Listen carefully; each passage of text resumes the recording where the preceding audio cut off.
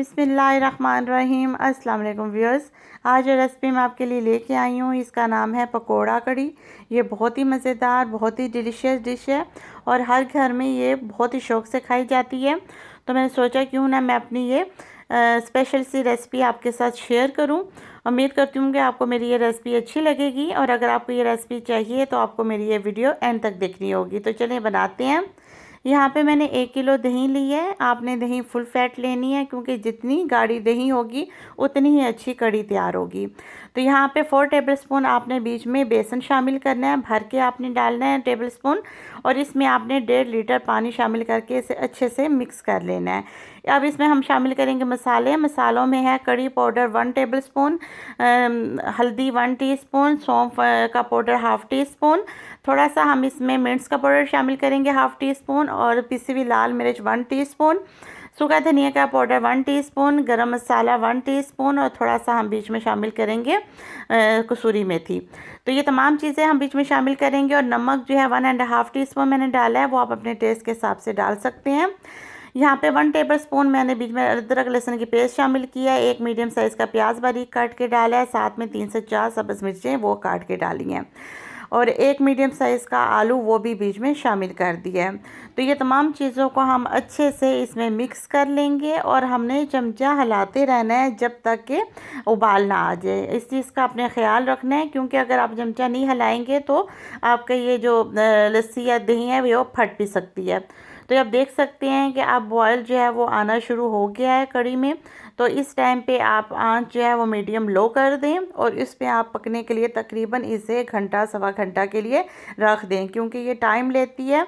जितना ये कम हीट में या आंच में ये कड़ी पकेगी उतनी ही ये मज़े की कड़ी बनती है।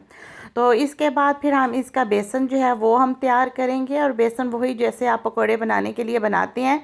2 से 3 अदद आप प्याज ले लें मीडियम साइज़ के, इसी तरह आप आलू ले लें, और साथ वही रेगुलर मसाले जो आप डालते हैं बेसन में वही आपने डालने हैं। नमक, मिर्च, सूखा धनिया थोड़ा क्रश किया हुआ वो डाल लें, थोड़ा सा ज़ीरा डाल लें, और नमक मिर्च जो जैसे आप अपने टेस्ट के हिसाब से डालते हैं सब डाल के, और इसका आप घोल बना लें, और इसको बेसन को आप ज़रा थिक सा आप जो है वो तैयार कर लें। तो उसके बाद फिर आपने उसको फ्राई करना है, और पकोड़े जो हैं वो आप अपने टेस्ट के हिसाब से अपने हिसाब से जिस तरह आपको पसंद है आप छोटे भी फ्राई कर सकते हैं, और अगर आप चाहें तो बड़े भी फ्राई कर सकते हैं, तो वो आपके टेस्ट पे है। तो वो सारे जो है आपने इसी तरह फ्राई करने हैं, और फ्राई करके फिर आपने वो कड़ी में शामिल कर देने हैं। तो आपने ख़्याल रखना है कि कड़ी को आपने बहुत ज़्यादा गाढ़ा नहीं करना है, थोड़ा पतला ही होना चाहिए, क्योंकि जब हम पकोड़े बीच में शामिल करेंगे तो वो कड़ी जो है उसको चूस लेते हैं। तो इसलिए अगर आप ज़्यादा गाढ़ी जो है अगर आप उसको रख देंगे कड़ी को, तो फिर वो पकोड़े जो हैं वो कड़ी चूस लेंगे, और इस तरह फिर बिल्कुल ही वो बहुत ज़्यादा वो गाढ़ी से हो जाएगी, तो वो अच्छी नहीं लगती है।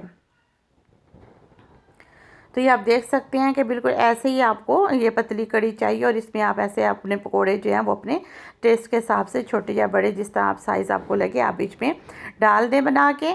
थोड़ा सा आप इसमें सब्ज़ धनिया डालें, थोड़ा सा आप पुदीना जो है सब्ज़ ये काट के आप उसको वो बीच में शामिल कर दें, और उसके बाद फिर हम इसका बघार लगाएंगे। बघार के लिए आपको छोटे साइज़ का एक प्याज चाहिए, उसको आप बारीक काट लें, और 1/4 कप मैंने ऑयल लिया था और उसमें मैंने प्याज को फ्राई किया था।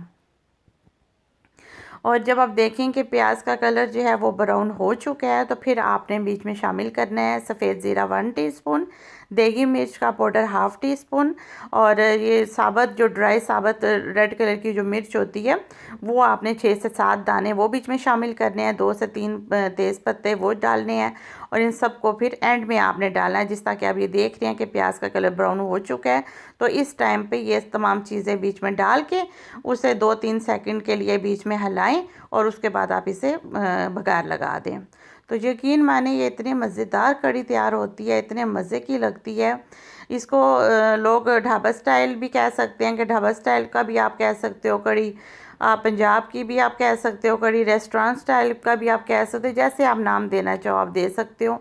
मेरे घर में ये ऐसे ही बनाई जाती है और मैंने हमेशा ऐसे ही बनाई है और ये बहुत ही मज़े की बनती है और बहुत ही टेस्टी होती है। इसको आप राइस के साथ खाएं, आप इसे रोटी के साथ खाएं, नान के साथ खाएं, चाहे आप इसे पराठे के साथ खाएं, ये बहुत मज़े की लगती है। मुझे उम्मीद है कि आपको मेरी ये रेसिपी अच्छी लगेगी। आप ज़रूर बनाइएगा और मुझे अपना फ़ीडबैक भी देना और प्लीज़ लाइक और कमेंट ज़रूर कीजिएगा और मेरे चैनल